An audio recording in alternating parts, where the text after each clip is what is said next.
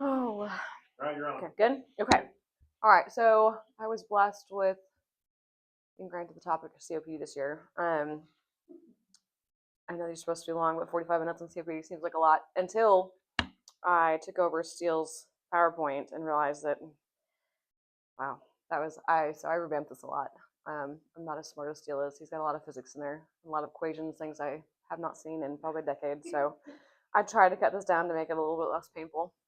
So here we go. So he goes over a lot of anatomy. There's a lot of things in physiology that kind of play into COPD and why it is the way it is and how we fix it. And then most important for you guys is, how we fix it. I mean, yes, it matters, all of the details that go into, how the disease process works, but for you guys, it's most important to kind of understand treatments. And I think a little bit of physiology helps you guys understand why we treat it with the things we treat with. Okay. So we start with a bunch of anatomy, as I discussed. You've got 2 lungs, obviously. One of them's got 3 lobes, one of them's got 2. So the right has got 3 lobes, the left has got 2 lobes of lung tissue, which matters mostly if you're looking at x-rays and things, which you guys don't usually get to do. So when you talk about the lungs, you've got this whole complex system where blood kind of goes into the lungs from the aorta. The pulmonary artery is actually like the only artery in the body that carries the oxygenated blood.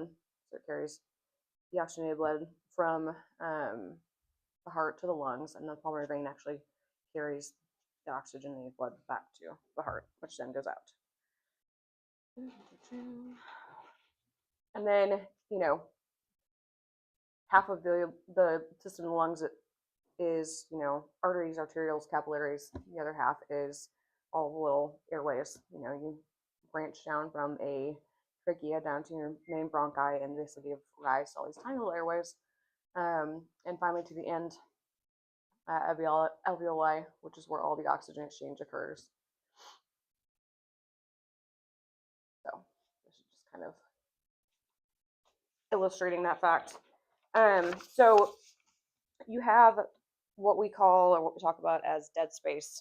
So all of your physiologic dead space is everything from, your upper trachea into the smaller airways until you hit the alveolar ducts and sacs where gas exchange actually occurs. All of the oxygen and air in the bigger airways prior to that point are what we call dead space. So there's air there, there's oxygen there, but it's not going anywhere. You don't actually get perfusion until you get down to those very smaller portions. Let's see, there's nothing on the slide. So COPD works a few mechanisms. You have got classically inflammation, and then you have got kind of hyperinflation that occurs with COPD. So all the inflammatory changes that happen in COPD lead to your airways being constricted. So there are certain laws in physics that Dr. Steele likes to talk about that way over my head, but are important. So as you kind of narrow your airways with all this inflammatory changes in COPD, it's obviously harder to get air through. And so if you think about, using a straw, you're shucking a milkshake through a normal straw, not that bad. You pull out a coffee stirrer, it's a lot harder. So all that inflammatory changes, mucus, kind of tissue that gets inflamed, all kind of decreases your airflow, makes it harder to get air in. The other problem, let's see. The other issue with COPD is that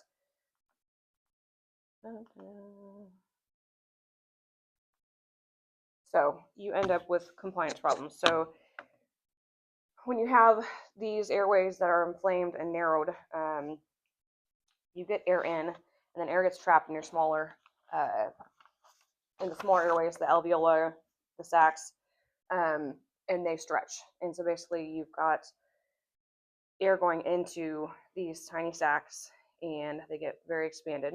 And then you've got smaller airways, and so it's harder to get that air back out. So you end up expanding these sacs to a point where they end up like a big inflated balloon, but you're trying to then get that air back out through these tiny little narrowed airways. And so you basically get these alveolar sacs that are super, super hyperinflated, and they have over time develop less compliance. So, as you blow a balloon up multiple times, it stretches over time, and then it doesn't kind of loses its elasticity to help get that oxygen back out again. So those are two of the big things that kind of contribute to the problems with COPD. It's inflammation and then kind of lung compliance. This is a lot of physiology that I'll go over, honestly. So COPD, again, is caused by, classically, if you want to find a formal diagnosis or definition, you have cough, dyspnea, and airflow limitation. This condition increases as people age. 10% of people over the age of 40 will kind of develop COPD. Prior to COVID, COPD was, one of the top causes of death in the U.S. Kills about 120,000 people a year. So it's something we see all the time. Probably one of the most frequent runs you guys make, honestly. Hopefully, less and less as people are learning to smoke less. But now we've got vapes and all this other crap that people are doing, and God knows what we're gonna find out that does 10 years from now. But here we are. Kind of what we just talked about. Basically, you have dyspnea, cough, inflammation. COPD is a type of obstructive pulmonary disease versus a restrictive pulmonary disease. So obstructive pulmonary diseases are things like COPD, emphysema, asthma, whereas things that are more restrictive are things like pulmonary fibrosis. Anything that causes the lungs to kind of scar.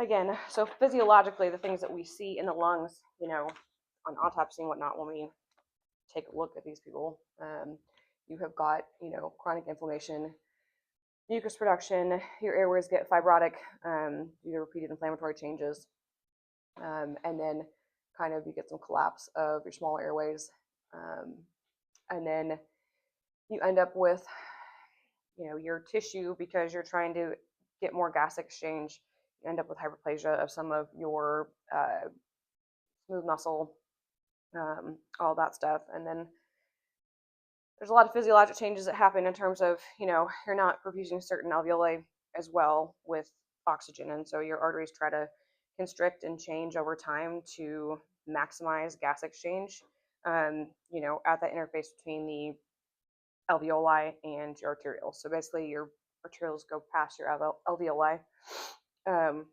Alveoli pass off gas and oxygen to the arterioles, and the arterioles in turn pass off CO2 back to your alveoli. But your lungs, it's amazing how the body works, but they will find ways to kind of increase blood flow to the airways that are still being well oxygenated and shunt the blood flow away from the smaller alveoli and things that are getting collapsed and damaged over time.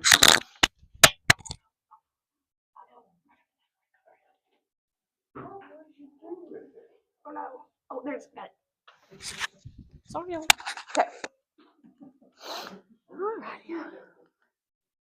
So on imaging, and again, you guys probably don't get to look at a lot of CAT scans unless you come back and ask about things later, which we're always happy to show you. But you get a lot of scarring. You get some, fibrotic tissue. You get a bunch of bulla, and sometimes these can be huge. And you'll pull up a CAT scan or an X-ray and just be like, "Crap, is that a giant bulla? Is that a pneumo?" Because sometimes if they get big enough, these apical bulla can rupture, and you can end up with pneumothoraces. So.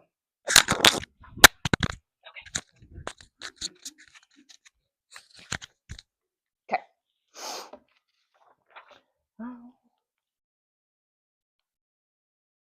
Some more images. So you can see blebs in the lung tissue. Those big pockets you got going over here. These are all just big spaces that get hyperinflated and just end up with these blebs, which is really gross to look at, honestly. Ones on autopsy are disgusting. So, acute exacerbations, there's lots of things that can kind of cause these, whether it be environmental exposures versus, changes in the weather. A lot of times we'll even see it. You'll obviously respiratory diseases and things. So sometimes it doesn't take a whole lot when they get to the end stages of COPD for them to have an exacerbation, just maybe a little bit too much activity, whatever can cause this. So obviously you guys know what this looks like. You guys have all seen it 1,000 times, people start huffing and puffing, and they end up air trapping more and more as they're trying harder to breathe. And then, we get to a point where, you start off with a patient who is super, super wheezy, right? And then as they start to trap more air, they end up to where they're not getting anywhere out. So, you'll get to a COPD patient who's still wheezing. That's a good thing. You get to somebody who's quiet and you can't hear anything. That's not good. We've gotten to a critical point at that juncture. So, obviously people are going to be using accessory muscles to breathe. They're going to be retracting. A lot of times, you see a patient that's sitting straight up in the cot. That is because they have hyperinflated their lungs so much that they are that's the only way they can function. And they'll get to where they're kind of tripoding. They do the classic, they're sitting straight up and they're doing this and just trying to get oxygen back in and out again. Usually we don't see a bunch of, I don't know, he's talking about hemodynamic instability, but most of the time, we worry when we get to that point where, somebody is super hyperinflated, not moving a lot of air out. And that's when we have to start thinking about them getting more critical and sick. So, formal definition of COPD exacerbation, somebody with cyanosis and oxygen sats are low, even despite oxygen supplementation, accessory muscle use. If you've got paradoxical chest wall movement, so people are breathing and you kind of can't see their chest move, but you'll see their belly kind of get big and go back again. You can get alterations in mental status. So a lot of times, when these people get super duper sick, hopefully guys, you get in there before they get to that point, but you progress from somebody who's wheezy and working really hard and anxious, and then as that progressive and they get worse, they start air trapping, they're building up CO2. A lot of times you get to people and they might just be flat out obtended. You might not get called for respiratory distress. You might get called for somebody who's just altered or completely out of it, unresponsive. And that's from all the CO2 building up, and it can significantly affect their mentation. Sometimes you'll get somebody who is just kind of like, they'll do this kind of jerking, the twitching, and that can be from their failure of gas exchange as well.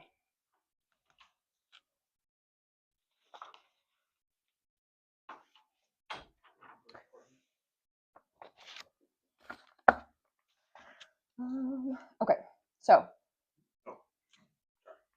what? Can I stop? Nope. Okay. No, you're fine. If I talk fast, I should probably slow down. So, what do we do to treat these patients? We do beta agonists like albuterol, Xopenex, those things, help to bronchodilate.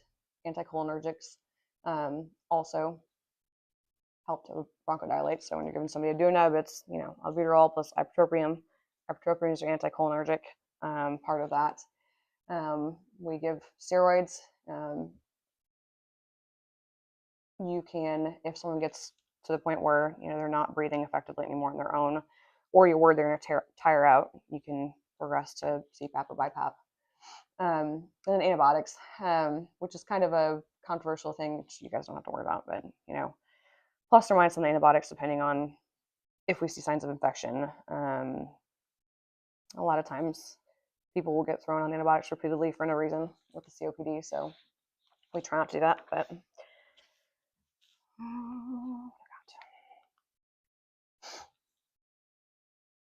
I think I meant to say all of it.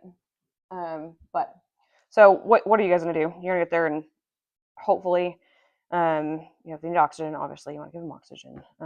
We're gonna want to give them albuterol versus DO to help with bronchodilation.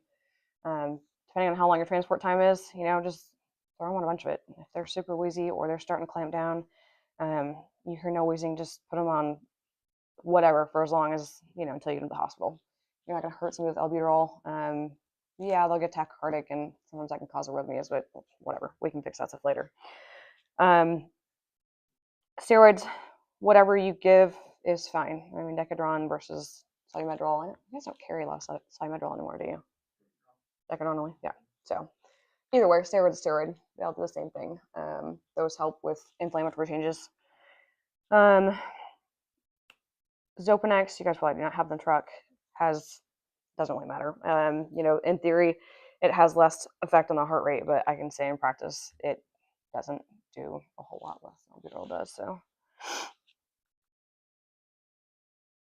all right. So, given all this typical things and that doesn't work, what do you do next? Like I said, sometimes a patient might not need CPAP or BiPAP necessarily to help with their oxygenation. But if you've got a patient who looks like they're going to tire out, that can help them, help prevent them from getting to that point. So what CPAP does is, it helps to, one, decrease their work of breathing. It helps to kind of push air into the patient so they aren't having to use so much of their own effort to breathe. Look at those little old ladies who are 90 pounds because they smoked their whole lives. And, they tire out at some point. And so CPAP can kind of help just with their work of breathing. But what it also does is it helps to, we talked about before how COPD, a lot of times you end up with air trapping or, airways, small airways distally that end up collapsing because they have no compliance. And so what CPAP can do is it helps to kind of splint open those distal airways and keep them open so you can get oxygen all the way out towards the distal alveoli to get better gas exchange. What that does, helps to also oxygenate the patient, but also if you think about it, you have all those collapsed airways and you've got blood flowing to them, but not a lot of gas exchange, that's how you end up with your CO2 buildup. You're not offloading the CO2 from your arterioles at those airways that are collapsed. So again, CPAP helps to splint all those open so that all the blood kind of passing through them or to the alveoli is able to give CO2 back off into the airway, and so the patient can exhale that.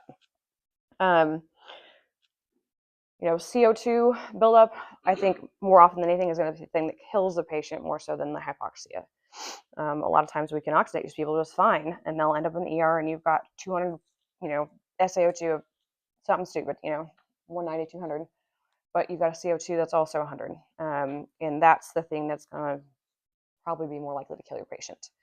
The CO2 builds up, and then they get more lethargic, so they're not able to make the greater effort to breathe.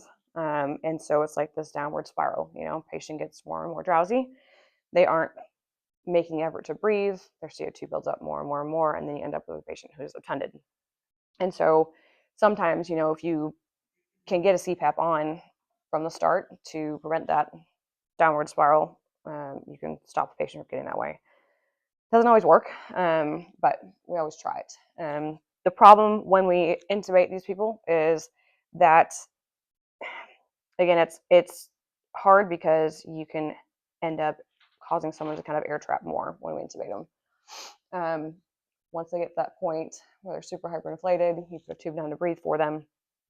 You have to be careful not to cause air trapping. So if you end up intubating somebody out in the field and you're bagging them, you want to make sure they're giving the patient an inverse I/E ratio. So basically, you want a longer expiration period than you have for inhalation.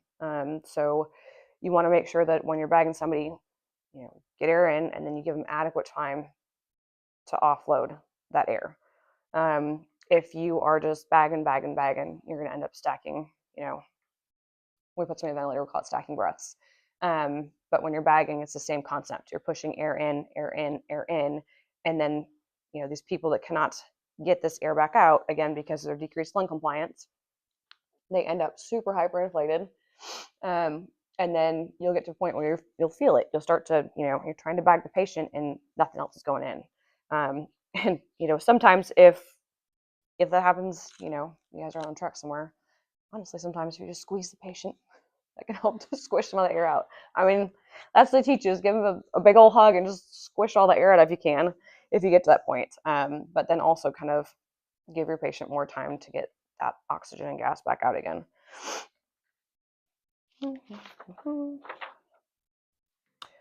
So, I don't know if you guys carry any of this stuff in the truck.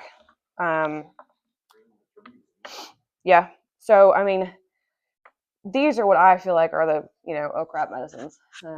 I get somebody who looks really bad that I'm like, man, I've had an 11-year-old time with horrible asthma, which, you know, is not the same as COPD, but very similar. I thought, man, I do not want to intubate this kid today. That's not what I'm feeling. So people get to you and you get there and you're like, man, this is bad. This is bad. I'm going to get on top of this.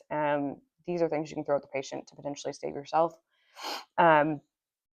Epi is also a beta agonist, so it helps to, it helps with kind of the reactional component of COPD, but it also helps to vasodilate and bronchodilate. And you can give them a standard, you know, allergic reaction dose. You guys got EpiPens in the truck, or what do you guys have? Because we don't have those anymore. They're too expensive. Okay. Okay, yeah. And so, I mean, you can do that just the same as you would for an allergic reaction, just an IM injection. That can help. Obviously, you've got a patient who's 100 years old with a bunch of cardiovascular disease. That might be more riskier play, or somebody, you know, who's already in the AFib RVR at a rate of 150. But again, most of that stuff we can fix later. You can give magnesium. Magnesium is a smooth muscle relaxer, and it bronchodilates. You can start with a gram in the truck if you want to. A gram of mag is never going to hurt probably anybody, is my thought. So I have been doing that a lot more recently. Terbutaline is a beta agonist as well. And again, you guys probably don't have that, but that's an easy sub-Q thing to give. Yeah. Yeah.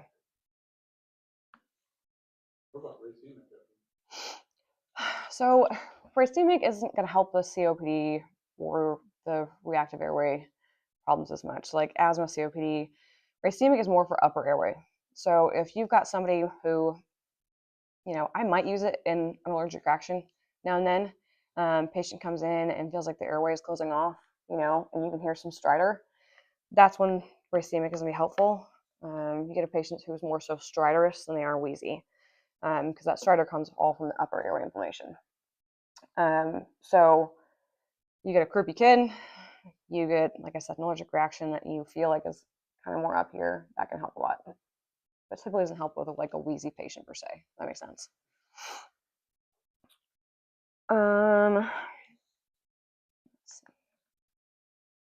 Okay, antibiotics. So, you know, you guys don't have to worry about this stuff, but you'll commonly see these patients that get thrown on antibiotic after antibiotic, and they tell you they're not getting better, and then their doctor 15 times, and or you know, urgent care with mid-level just keeps throwing a Z-Pack at them.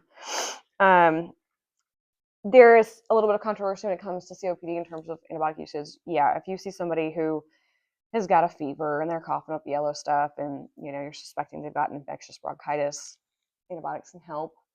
Someone's obviously got a pneumonia or their lungs sound crappy in the truck. You know, those are people antibiotics we might consider and will help. However, there's a couple antibiotics that are felt to have kind of anti-inflammatory properties to them that we will do sometimes. Azithromycin has an anti-inflammatory property to it that the pulmonologists will like and give these patients for exacerbations.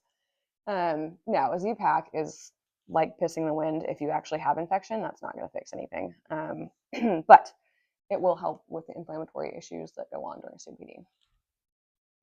Doxycycline also is thought to have some kind of anti-inflammatory properties to it. It will cover atypical bugs that these people get, atypical infections, pretty well, a lot better than, you know, Z-Pack will. So I tend to like doxy and COPD exacerbation. I'm worried about infection in.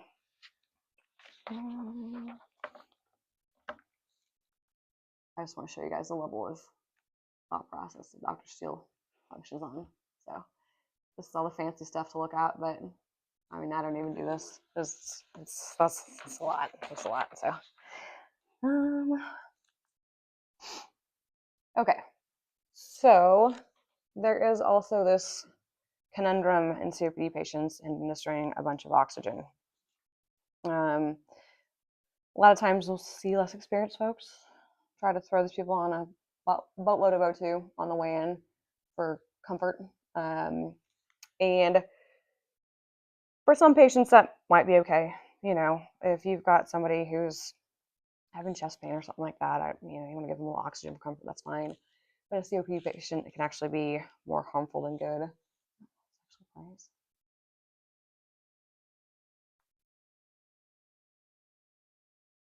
There was a video there. Huh? Yeah, it's okay. Are you thinking that's got video? I think I had a video. I want to trigger that.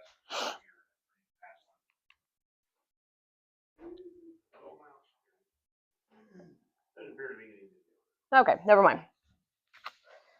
Well, okay. So there's a few different teachings in terms of why oxygen is bad for a COPD patient. Traditionally, what we were taught back in the olden days was that too much oxygen can decrease a patient with COPD's drive. Again, traditionally we're taught that a COPD patient gets their respiratory drive from CO2 as opposed to lack of oxygen. So what the old school thought is you give somebody too much oxygen and it's going to decrease their hypoxemic drive. But more recently, they've kind of been doing some more studies and more theories coming out that are talking about, that's not the actual root cause. For you guys, I think just remembering that too much oxygen in a COPD patient is not necessarily a good thing. But what too much oxygen can do is when you've got a patient who is a little bit hypoxic, you get vasoconstriction, like I talked about in the beginning with all physiology stuff. Your body tries to compensate for the alveoli that are getting oxygen versus the ones that don't. So if you are, patient's hypoxic, they get some vasoconstriction at those hypoxemic alveoli so that you are not wasting blood supply on the alveoli that aren't exchanging any gas. That helps your body to shunt oxygen to the alveoli that are still receiving gas exchange, and therefore helps to make your exchange of gases better. So, more oxygen offloaded or more oxygen loaded into the blood, more CO2 offloaded back to the alveoli. So too much oxygen kind of reverses this. So then you just keep having more blood going to this alveoli that aren't doing anything for the body. So it kind of increases your dead space like we talked about. You've got air in areas that can't offload the oxygen. There's also this thing called the Helding effect. So deoxygenated blood binds CO2 better than oxygenated blood. So basically you've got deoxygenated blood, and that helps to better absorb CO2 to bring back to the lungs to exhale back off. So when you're giving too much oxygen, you got too much oxygen in the blood, the patient is less able to bind CO2 into the blood and take it back to the lungs to get back out. So you end up increasing your CO2 retention.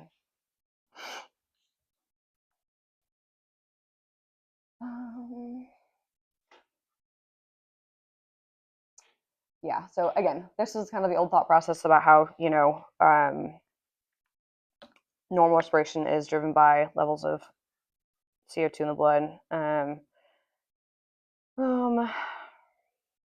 Yeah, this is, you gonna do this one? Hold on, I'm sorry. I'm lost where I'm at. Okay, yeah, we're still discussing kind of the older theory we talked about.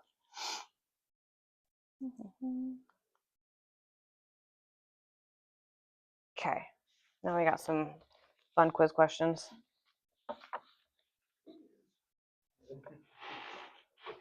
Let's see where this one is. So, 55-year-old, history of COPD, since ER, dyspnea, wheezing for more than a day. Had an environmental exposure at work heart rate is 100, blood pressure is normal, respiratory is 20, oxygen 97%, speaking full sentences, has audible wheezing, along with, you know, a bronchodilator. Joe Nebs, what other medicine could you potentially give this patient? Anybody? Anybody? There you go. Perfect. So again, you guys aren't going to be giving oral steroids, but, you know, a slug of prednisone or decadron through the IV or a salmeterol. Huh? Yeah. Yeah. Okay.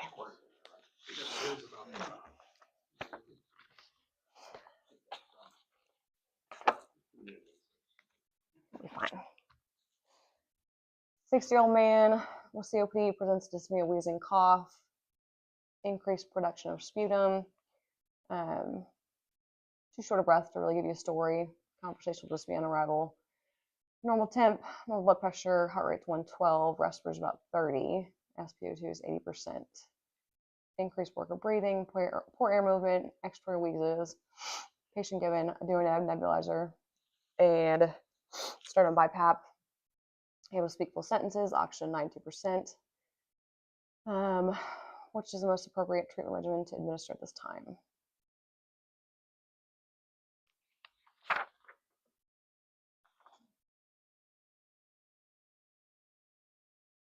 Anybody? I think it's the first one. Somebody else got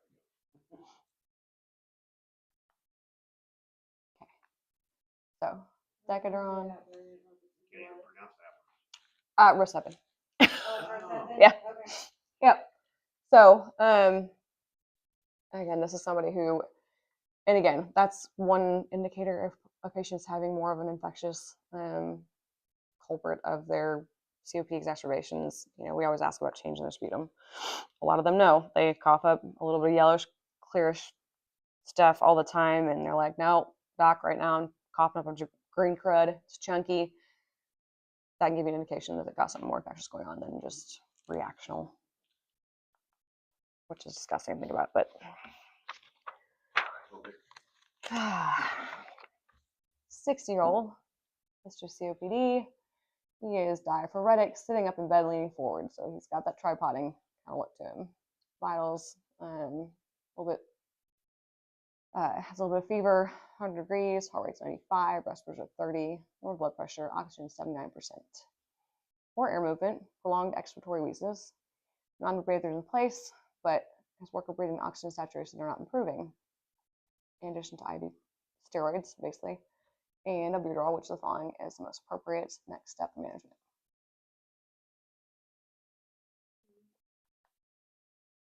Yeah, well, yes, okay, you're right, but I guess there wasn't a second slide for that. So yeah, yeah. So again, this is a situation where BiPAP or CPAP can definitely help the patient's work of breathing, and again, stent those distal airways and help them get better gas exchange, improve their oxygenation. A bunch of 60-year-olds apparently is the theme. So 60-year-old, more COPD, normal blood pressure, normal respirators, oxygen 84%. He's on HOMO2 at 2 liters, heart rate 105. He's got normal mentation, he's tachypnic, tachy, has some coarse lung sounds. ABG shows pH 7.3, PaO2 of 60, PaCO2 55. What would be the next best step in managing this patient?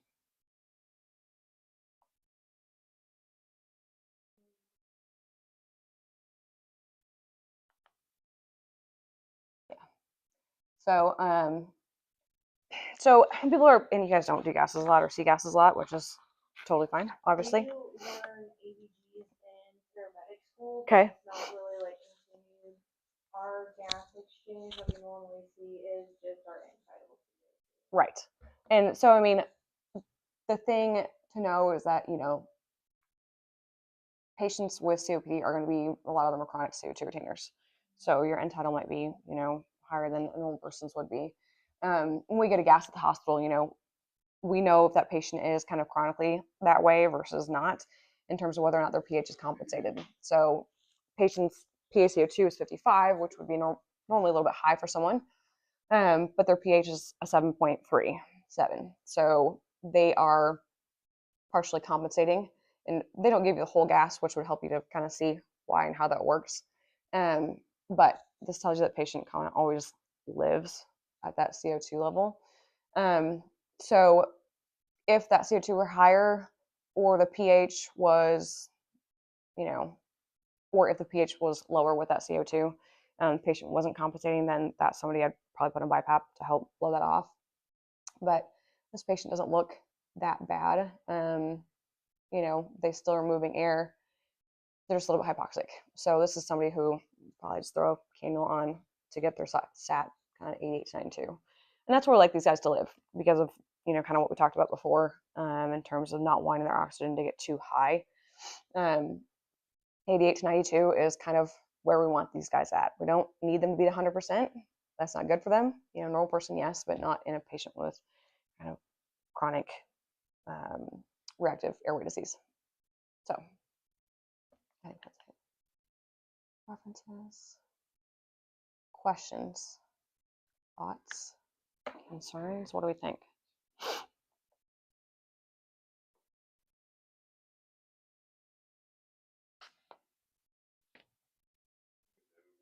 So seconds to come up with questions. Yeah.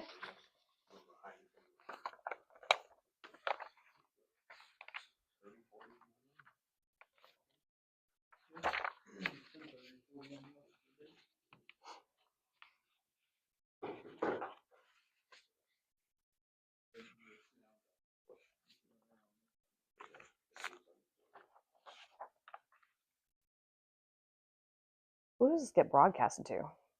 Just like. So we send it out to all of our local fire and EMS groups. Okay. So both of our services will join. Okay. Over the next month, Joplin Fire will also join, which is over 100 people. So we end up averaging close to 200. That's the Nice. numbers that it's growing the last 2 years or so. I can never get that many people off in a setting like this at one time. Mm-hmm. Oh yeah. 25 people signed up. Cool. And a few of those have groups of 3 or 4 with them. Mm-hmm.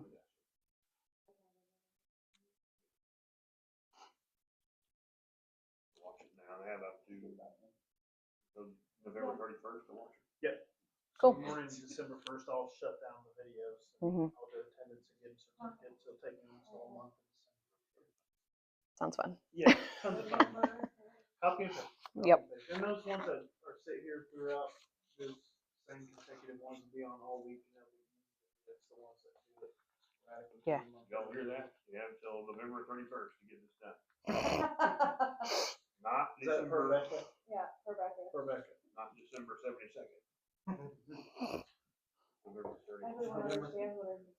November 31st, Rebecca. Not everyone. Trust me. There must not be any questions. You agreed. So, Okay. there's a whole bunch of thank yous. Bunch of thank yous. Okay. I gotta scroll down on my. Awesome. Okay. No question. All right. I'll mute your mic, but you didn't say anything else. Nope.